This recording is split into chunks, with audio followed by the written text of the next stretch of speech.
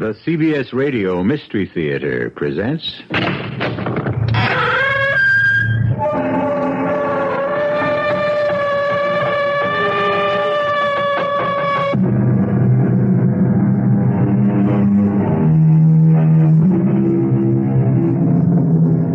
Come in. Welcome. I'm E.G. Marshall. The setting on your dial is the passport to a shadowland of mystery and terror, and you can travel as far and as long as your imagination will permit. In ancient times, evil was usually the work of people who were monstrous, grotesque, and psychotic. Today's perpetrators, for the most part, are quite banal. Many of them lead what can only be described as normal lives. Some of them have achieved such heights of respectability that their deeds are no longer considered evil. Oh, for the good old days when villains were villains and performed with style and flair. Today's faceless scoundrels don't even get any fun out of their own evil. What a charming lady. Where, Harry? Near the window. She's beautiful. She certainly is. Introduce me. I'd rather not. Why? Well, you're a married man. What's that have to do with anything? You'll have an affair with her. Well, you're crazy. I love my wife. I haven't thought about another woman in 15 years. I'm sure you haven't. And I'll introduce myself. Harry, please. I have a feeling. that this woman is going to kill you. Are you sure you're all right? I know it sounds crazy. But please, keep away from her. She'll kill you.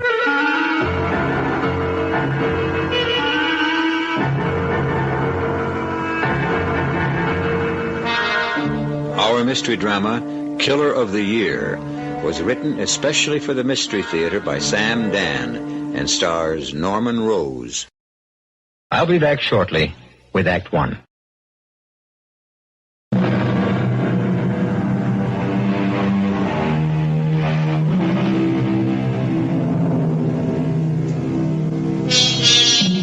Evil. What's evil? Since the beginning of the human race, men have speculated on the nature of evil. Saints, philosophers, psychologists, all have deliberated, and still the answer eludes us. In this enlightened century, will science finally solve the problem? Shall we discover that evil is actually a virus, a disease that infects its victims at random? Impossible, you say? Perhaps.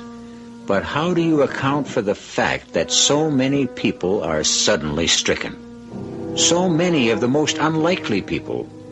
People like Harry Johnson. Turn around, Harry. Let me look at you. Oh, no, dear. The gold cufflinks. Well, that's too formal. Well, it's a formal occasion. All right. Who rang the bell before? Oh, it was a telegram. The president of your own company, Mr. G.G. Gresham himself. Well, what do you think of that? I don't know. What am I supposed to think of it? Well, don't you even want to read it? Oh, you read it. Oh, all right. Congratulations. You are a credit to the corporation. Signed, G.G. Gresham. Oh. Well? Well, what? Do you realize what this means? Mr. Gresham himself, all the way out in Chicago. Mr. Gresham, who personally runs a $500 million corporation, knows about you. Knows about the award and is personal. Mr. Gresham has a PR department which handles this kind of nonsense. Oh, why do you call it nonsense? Because he couldn't care less. I beg to differ, Harry. When one of his executives... To him, I'm an employee. ...wins the Man of the Year award... In a tank town like Danvers Corners. This happens to be the county seat, and it's the third largest city in the state. Hey, let's hear it for Danvers Corners. Oh, don't pretend to be cynical, Harry, because you're not. My dear, I never set out to win this award. I mean, it wasn't deliberate. I didn't plan it. It wasn't part of a campaign to do myself some good. Well, it's recognition of the fact I'm that you... not after recognition. I like to work on community projects. I think it's the best investment of time I can make. Darling, when you took me home from our very first date, Mother came upstairs to my room for a chat. That was another world in those days, wasn't it? Oh, it certainly was. And Mother said, Tell me all about him, dear. And I did. And she said, you know, he sounds too good to be true. And Harry, she was right. And she still is. You are too good to be true. Oh, come on. I'm the same as everyone else. No, dear, you're not like everyone else. You have a conscience and you have ideals. And those things are in short supply today. Yeah. You know, Jenny, I think I have a headache. A headache? Why should you have a headache all of a sudden? I think my halo is on too tight. Oh. Come on, we'll be late for the bash.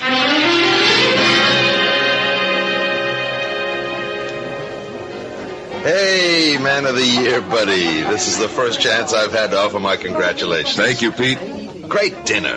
Great speech. Listen, why didn't you run for Congress? Now, why should I run for Congress? Why else have you been knocking yourself out 3 and 4 nights a week? Because I like it. You mean it's all going to waste? It's not going to wind up doing you any good? Well, it makes me feel good.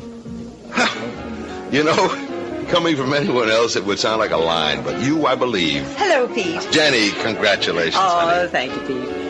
Harry, have you met Wilma Sloan? Wilma Sloan? No, I don't think so. Oh, are you in for a treat? Although what? You're so thoroughly married, you probably couldn't enjoy the sight of another beautiful woman. I'll introduce you, dear. Confident Jenny. Who is she? Well, she's the new librarian. And she'll be very happy to meet you. Oh, why? Well, she can thank you for her job. After all, dear, you're the one who raised the funds for the library campaign. Come on, you make it sound as if I did it single-handed. Wilma, I'd like you to meet my husband, Harry Johnson. How do you do?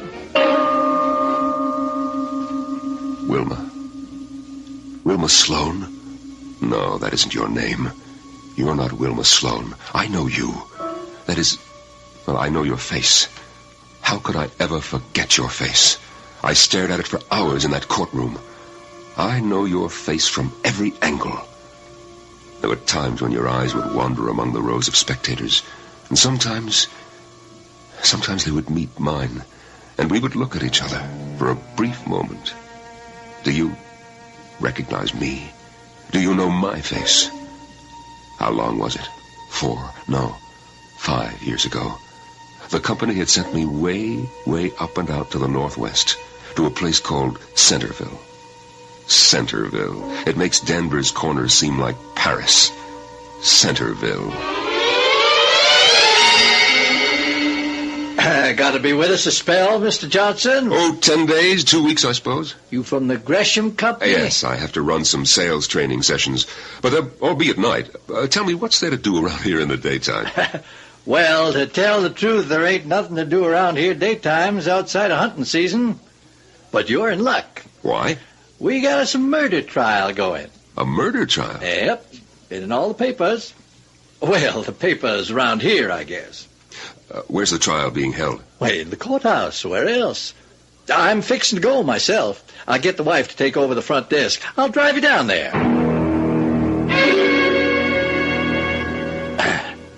That's her. She's the defendant? That's her. Tessie Bonner. She works in the library. Maybe I should say she worked in the library. Well, she's a very beautiful woman. Yep. She's good looking. But she's a killer. Well, isn't that what the jury's supposed to decide? Hey, the jury's already decided. I know every one of them in that box. I can tell. But that's not right. You just listen to the testimony. You'll see. It'll prove she's guilty beyond the shadow of a doubt. State your full name, please. Mrs. Edna Coyne. Well, I guess my full name would be Edna Amaryllis Coyne. Mm-hmm. And you rented an apartment to the defendant, Miss Teresa Bonner. Yes, sir. A 3-year lease. And the deceased. Was he a regular visitor? Oh, yes, indeed. He'd show up there 2, 3, sometimes 4 times a week. I said to my oldest girl, "Looks like we have a little love nest up there in 3G. And she said, "Oh, Ma, get with it. This is the new morality. I mean, so what do you prove if you have a document?" Well, I was going to tell her. And did you ever hear signs of an altercation? What? Arguments. Fights. Oh, no, I can't say that I did. I didn't hear a word until that night. Now then, Suppose you tell us just exactly what you heard. Well, I was surprised. Surprised? Why? Well, you know, they was very quiet usually. And all of a sudden, on this particular night, they start yelling at each other. Yelling? Well, maybe not yelling, but you could hear 'em all right. And he was saying, "It's over. It has come to an end." And she kept saying, "No, it's not over. It's just begun." She said, I can't. I won't let you walk out on me." And he said, "We both knew it would have to end sometime." And she said, "It can only end when one of us is dead." And he said, "Don't be stupid." And she said, "I won't let you go. I can't let you go." And he said, "You knew from the start I was married." And she said, "Yes, and so did you." And... Yes, Miss Coyne? Well, she said, "If I can't have you, she can't have you either." And what did he say to that? He said, "Be sensible." And she said, "How can a woman in love be sensible?" And then the next thing I heard him say was, "You're crazy. You've gone mad. Put down that knife." You heard him say those exact words. Put down that knife. Yes, sir. And then what happened? And then I heard him yell. And then? And then I didn't hear anything. Well, I was scared, you know. I didn't know what to think.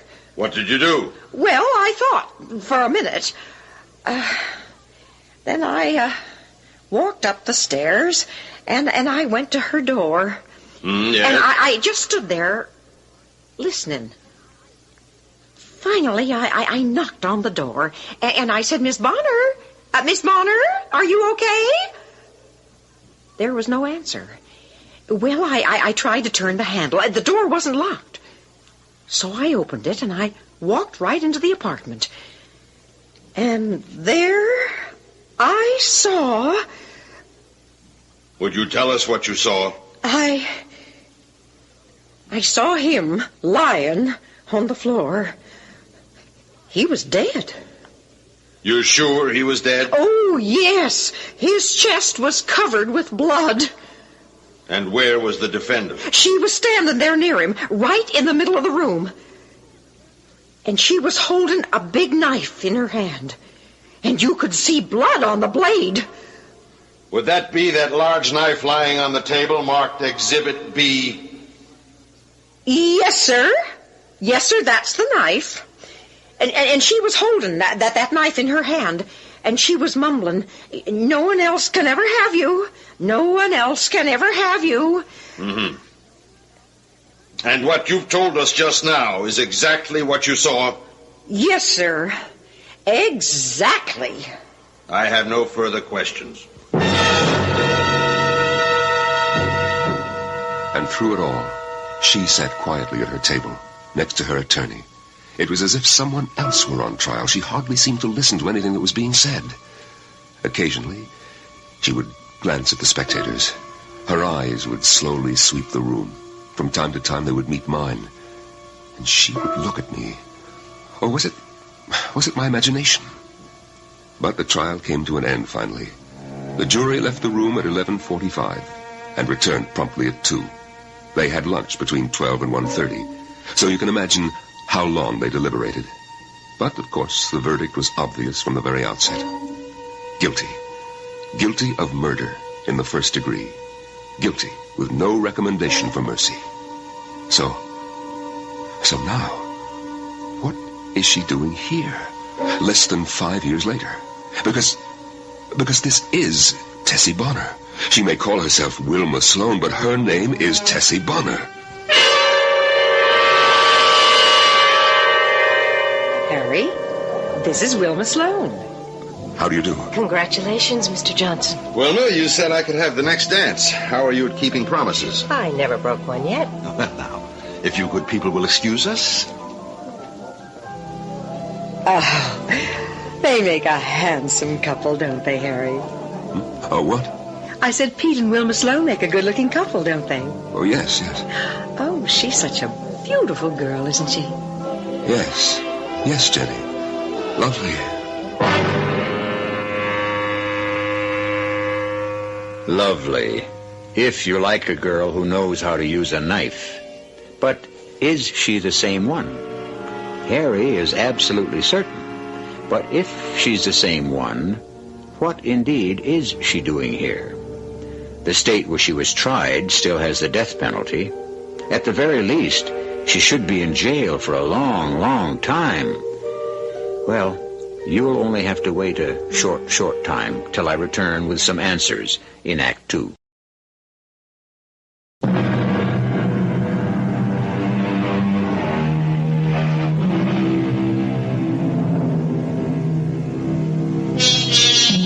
Although Harry Johnson has raised considerable funds for the town library, he rarely goes there himself. However, this afternoon, on an impulse, one that he cannot explain, or can he has stopped at the library. From the doorway, he regards the librarian, a rather beautiful young woman named Wilma Sloane. She's talking to several children. It's hard to believe that she is a woman who, in a fit of passion, or as a result of a cold-blooded resolve, stabbed her lover to death. But she did, some 5 years ago, in a state 1,000 miles away. And she has been tried and convicted for murder. And the question is, what is she doing here? Harry Johnson wants to know the answer, but evidently not now. And so he turns away and walks down the library steps to the street. Harry! Harry, want a lift? Sure thing. Thanks, Pete. You know, if anybody were to ask me where they could find Harry Johnson, I'd answer try the library. Just what's that supposed to mean, Pete? Don't have an affair with her, Harry. What? You heard me. Don't have an affair with whom? With Wilma Sloane. Oh, come on, Pete. What's gotten into you? The problem is not what's gotten into me, but what's gotten into you. Pete, you're either crazy or... Or what? Well, I don't know. Look, what are you driving at? What I'm driving at is that man is not naturally monogamous. Oh, let's not start this nonsense That's again. That's why I never got married. You may be deeply in love with a woman, but suddenly someone happens along and... And what? And you're gone. I think that's ridiculous. It probably is. But unfortunately, it happens. And it happened to you last night. Pete, I wish you would tell me what you're talking about. I'm talking about Wilma Sloane. What about Wilma Sloane? All right, let's do it in steps, huh? Last night you were introduced to her. One look at your face convinced me. Convinced you of what? Convinced me I'd better ask her to dance so I could get her away from you. And have her for yourself, no doubt. Don't get me wrong. I'd take her if I could get her. But she's not for me. I know. See, I'm an expert in these affairs. Oh, so modest. Look, you may disapprove of my attitude toward life and love. But I do have both experience and expertise. So I took her away from where you and Jenny were standing before... Before what? Before what you were thinking. Before that look on your face could become obvious to everyone else, including my poor dear sister. You know, I think that you are crazy. Yeah. And so now it's the afternoon of the next day, the late afternoon. I'm downtown. I stopped for a traffic light. Idly, I glanced toward the library steps, thinking, of course, of that delectable new librarian. When who do I see walking up the steps? Why, my most faithful brother-in-law, Harry. A man whose rectitude has just earned him the Man of the Year award here in Danvers Corners. Oh, I can explain that. But I can explain it better. You walked up the steps. You paused. You're new at this business. You don't quite know how to go about it. So at the last minute, you lost your nerve and beat a hasty retreat. But, Pete, not one word of what you say is true. But you'll come back again. There always has to be a first time, Harry. And your first time is waiting in the wings. Or I should say, behind the desk. Harry, don't do it. I have no intention of You think you don't? Pete, if you don't mind, I insist that we change the subject. Why? Is it so painful? No, it's ridiculous. Then why are you becoming so excited? I'm not excited. But what are you? Pete, look, I'm very much in love with my wife. Your kind of guy needs watching. Well, don't judge everybody's morality by your own. What were you doing at the library? I thought I needed a certain book. And then I remembered that I had it in the house. Sure. It's true. Do you know what Nero said about truth? He said the truth is whatever you want it to be. I must say you choose a strange model. But that's where you are right now, Harry. And don't say I didn't warn you.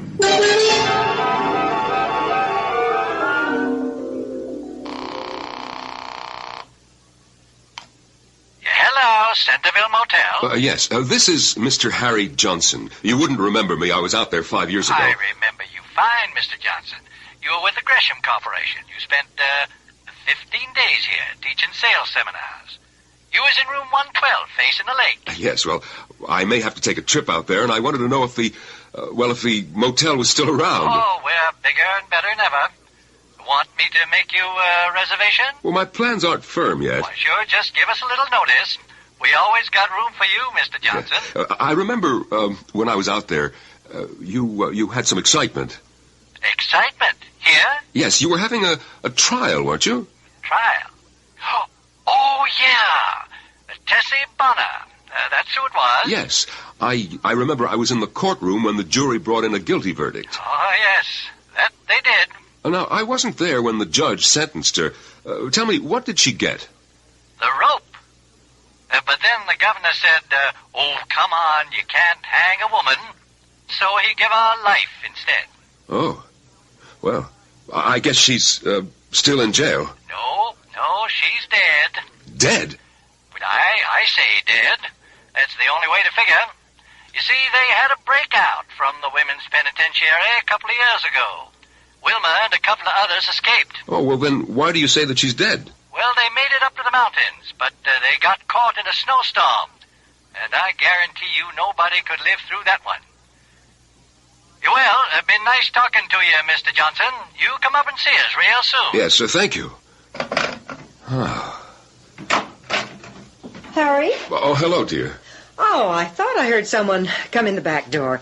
I wanted to make sure it was you. Well, I saw a whole line of cars parked in front of the house, and then I remembered it's your women's club afternoon. We're just breaking up now. I didn't want to disturb anyone, so I just sneaked up the rear staircase. Oh, that's hardly a word to use in your own house. Sneaked. Incidentally, what are you doing home so early? Jenny, I have a problem. I just want to, sit and think it out. Oh, sounds grim. It probably is. What's it about? Well, it's concerned with the duties of a citizen. Well, let me know how it works out. Oh, darling, would you mind doing something for me? You name it. Wilma Sloane is here, and she doesn't have her car, and nobody else is going her way. Oh, Wilma Sloane? You remember? You met her the other night at your award dinner. Darling, would you mind giving her a lift home? Would I mind? Well, I'd do it myself, except I've got to get dinner started.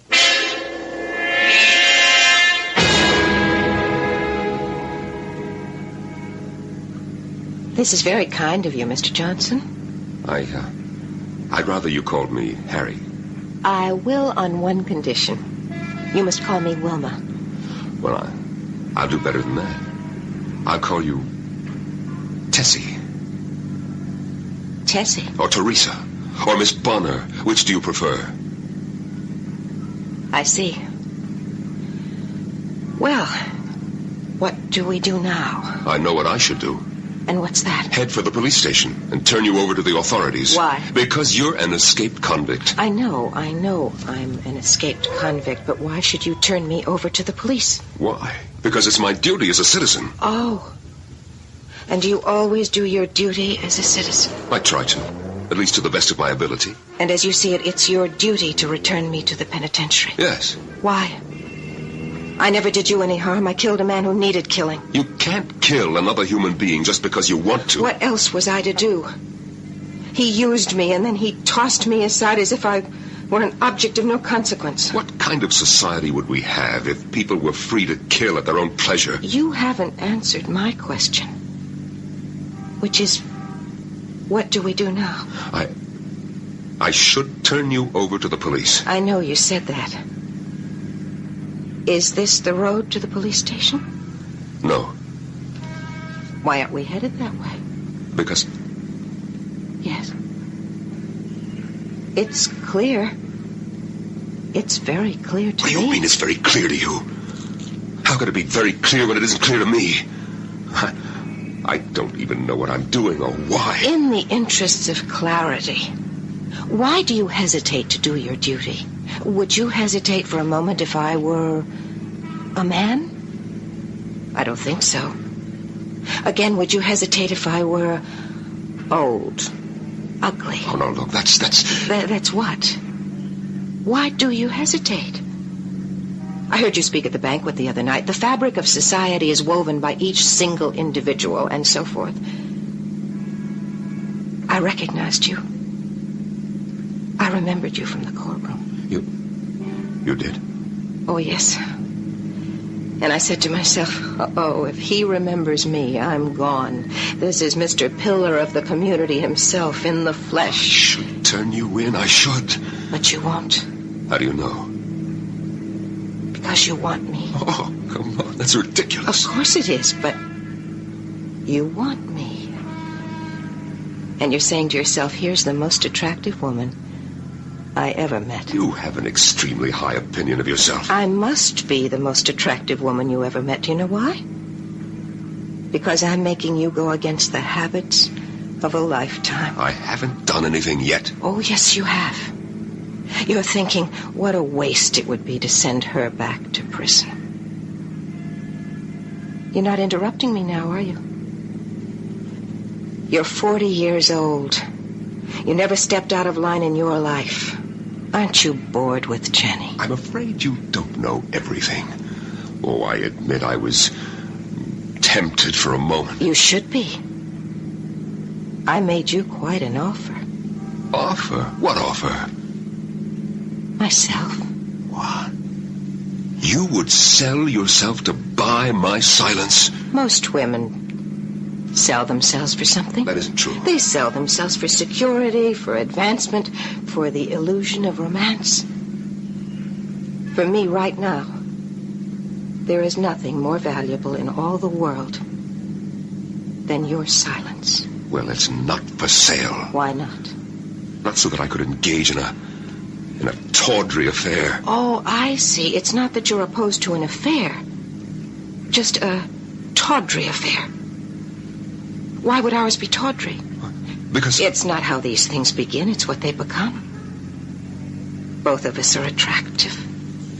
We're intelligent. In a week, a month, we would love each other. I love my wife. Then why aren't we headed toward the police station? We are. It's about 3 miles to the station house, and it should take 4 or 5 minutes to get there. An awful lot can take place in 4 or 5 minutes. Will she simply submit quietly and return to a sentence of life in prison? After all, she got in there because she killed one man. Would she kill another man to stay out? From a different perspective, how solid is Harry's resolve to turn her over to the police? Questions, possibilities. We shall weigh them all when I return shortly with Act 3.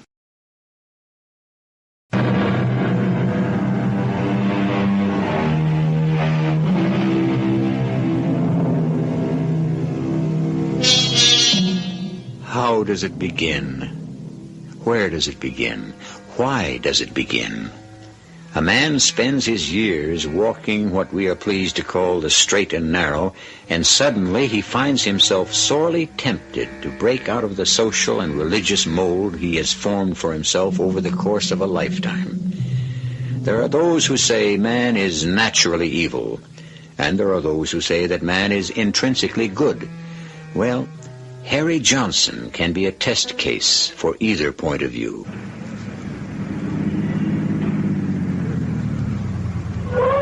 Here we are. Yes, here we are. At the police station. Do your duty, Mr. Harry Johnson. Do your duty as an upright, dedicated, concerned citizen. I will. Let's go. Oh? Well, sure. Send him in. Mr. Johnson. And Miss Sloan. Well, won't you both sit down? Well, what can I do for you? Lieutenant Craven. By the way, I was going to go to that banquet the other night, Mr. Johnson, but I was on the desks. Somebody has to mind the store. Yeah, that's right. Congratulations. Everybody says, for once, the Man of the Year committee picked the right guy. Oh, thank you. Well, now, what can your police department do for you folks? Lieutenant, I am here to report... Yes, sir? I wish to report that Miss Wilma Sloan... Well, hold it just a second. I didn't think I'd have to write anything down. Let me get my pad here. Okay. Shoot.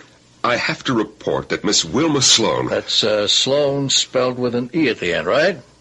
That's right. We got some Sloans over to North Gap, but they don't have the E, so you wouldn't be related, I suppose. I don't suppose so. You were saying, Mr. Johnson, about Miss Sloan? I wish to report that I...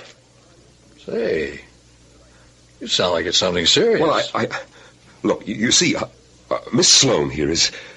Well, she's a... Yeah? She's a very shy and timid person, and, well, she happened to be talking to my wife, and she said she couldn't be sure, but she thought she might have noticed some prowlers about the vicinity of her home. Well, I said, why don't you notify the police? And she said she didn't want to bother anyone. Oh, now, Miss Sloan. Bother us? Please bother us. That's why we're here, to be bothered. And so I said, nonsense, I'll take it up with my friend, Lieutenant Craven. You're absolutely right, Mr. Johnson. Miss Sloan, anytime you have the slightest, the vaguest suspicion, you get on that phone. You understand? Yes, Lieutenant. Mr. Johnson, if there were more people like you, how much easier our job would be.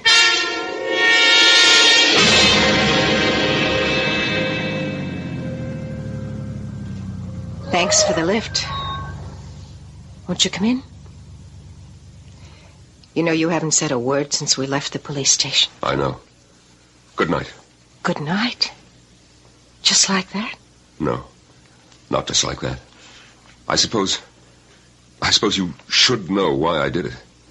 But I do know. It's not at all what you're thinking. It isn't? I thought about it. I kept thinking about what you had done. You killed a man who had behaved badly towards you. After all, he was married, and he had no right... Well, you were sentenced to prison. You had already served 2 years. 3. It isn't as if you're a professional killer. You won't do it again. You've been frightened enough, punished enough. In jail, you'd be a burden on society. Here, you're an asset to the community. You're productive. Harry, you can kiss me. I'm doing this because I think no useful purpose would be served. Harry, why don't you kiss me? You wanted to kiss me since you first saw me in that courtroom. Harry, kiss me. Wilma.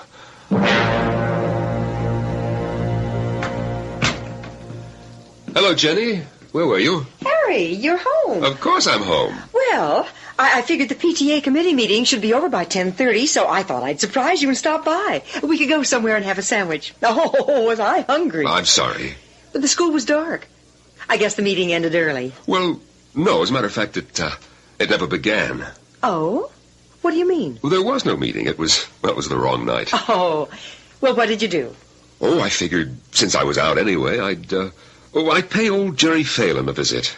Jerry Phelan? Yes, you remember Jerry. He ran the newsstand near the railroad station since, I guess it must be the Civil War or something like that. Oh. Well, you see, now he's laid up sick. Everybody's forgotten him, and, well, he lives near the school. Oh, darling, that was very thoughtful and very sweet. Incidentally, dear, are you free Wednesday night? Well, sure. Why do you ask? Well, you do have a great many demands on your time. Do I? Well, yes, I suppose I do. But the way you ask that question... What do you mean? Are you free Wednesday night? A woman shouldn't have to talk that way to her own husband. Oh, Harry, you're the kind of a man who has to keep active working for the community, and, well, I don't mind at all. You don't? No, because, darling, it's the thing you need. You have to do it. You need fulfillment. It makes you a better man and a better husband. You know, Jenny, I never realized what a remarkable woman you are. Oh, thank you, kind sir. Why don't we go out now and have a snack somewhere? No, Harry, it's too late. Wednesday night.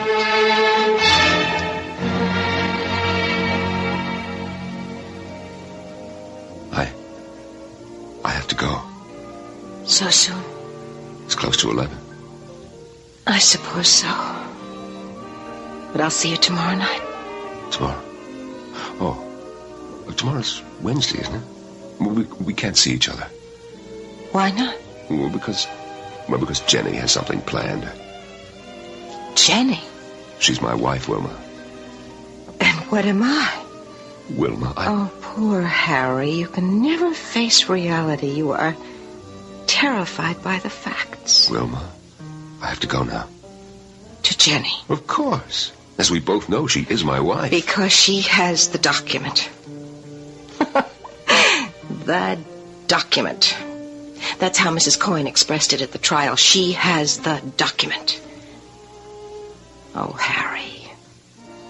Who has your heart? Oh, Wilma. I'll give you a call tomorrow or Thursday. Harry, won't you answer the question? No, I guess not. Because once you face up to that question, you'll have to accept the next step. You'll have to divorce Jenny. Divorce Jenny? Well, a man in my position doesn't divorce. Oh, I see. Your position doesn't divorce. How about you? Well, I could never do it. I could never... You're going home to her now. But answer this. Would you rather be alone with her? Or would you rather be alone with me?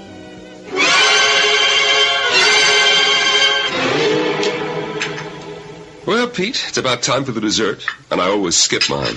So, suppose we stop talking about sports and politics, and you tell me why you wanted to buy my lunch.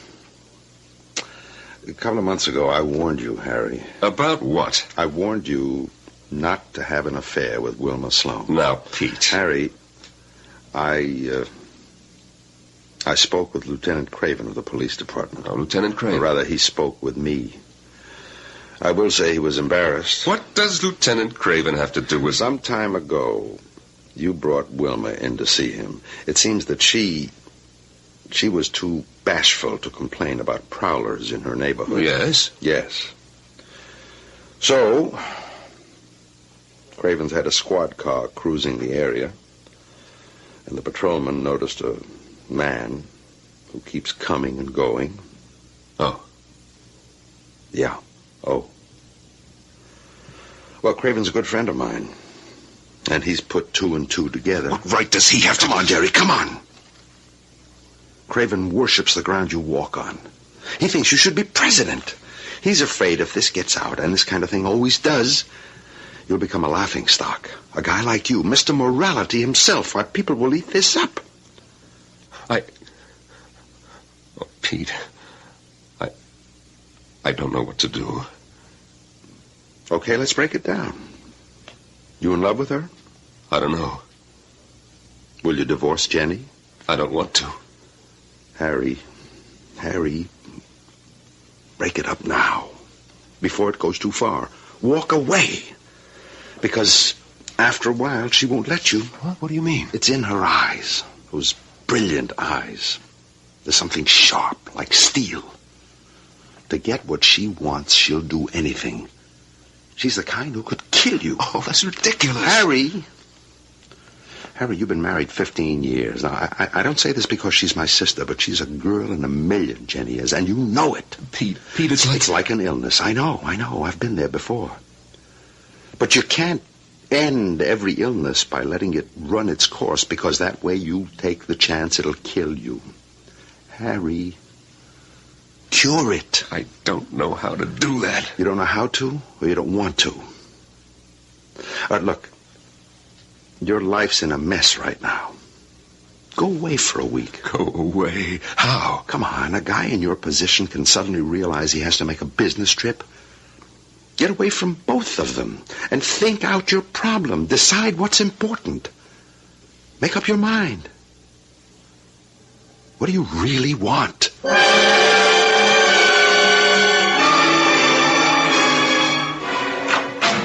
Harry, darling. Hello, Wilma. Well, hello. Is that all you can say? It's been over a week. Come on, sit down. Dinner's ready. I'm just carving the roast. Wilma,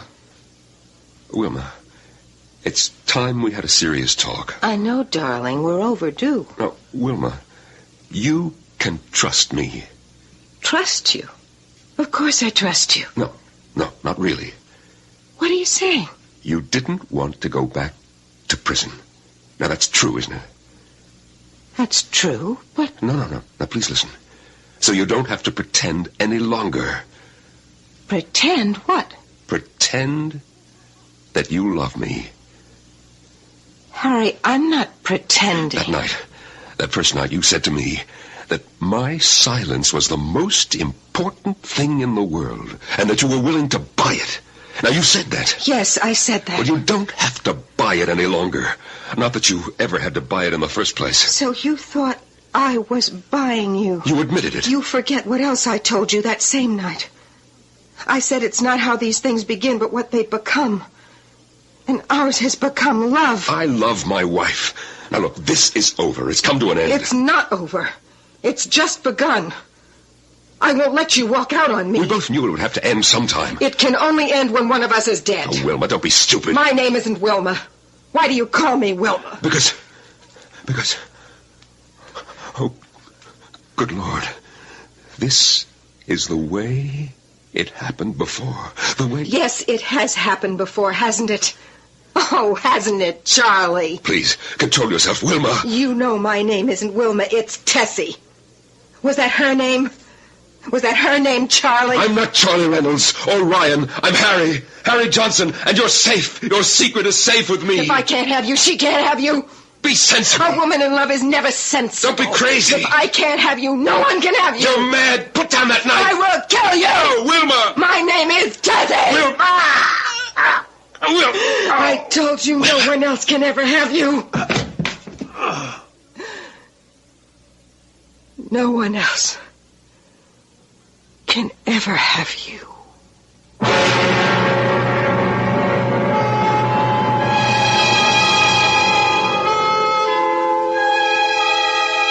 Wilma Sloane, Tessie Bonner, Charlie Reynolds, Harry Johnson.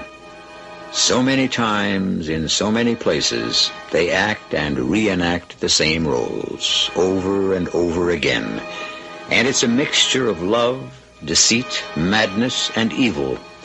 And to taste it is to risk the arrival of death. But you shall risk nothing if you wait for me to arrive after a few moments.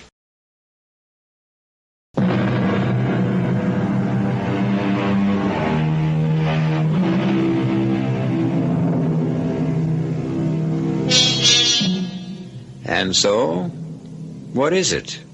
What is evil? Need it be nurtured carefully before it springs forth from the human breast? Or can it be a sudden thing, an alien thing? Our cast included Norman Rose, Teri Keane, Joan Shay, Nat Polen, and Ken Harvey. The entire production was under the direction of Himan Brown. And now, a preview of our next tale. Miss Gwendolyn Wilkinson? Yes? My name is Inspector Stokes. My credentials. Oh, well, what can I do for you, Mr. I am afraid that you'll have to come to headquarters. Now? Yes, Miss Wilkinson, now. But why? What's wrong? You're wanted for questioning. Well, are you sure you're looking for me, Gwendolyn Wilkinson? Oh, yes, miss, there's no mistake. I don't understand. What is wrong? There has been a murder. What? Murder? Who? Mr. Hazlitt. Mr. Toby Hazlitt. Oh, but that's impossible. I just saw... Who would want to kill Mr. Hazlitt? That's what we'd like to find out from you, Miss Wilkinson. This is E.G. Marshall inviting you to return to our Mystery Theater for another adventure in the macabre. Until next time, pleasant dreams.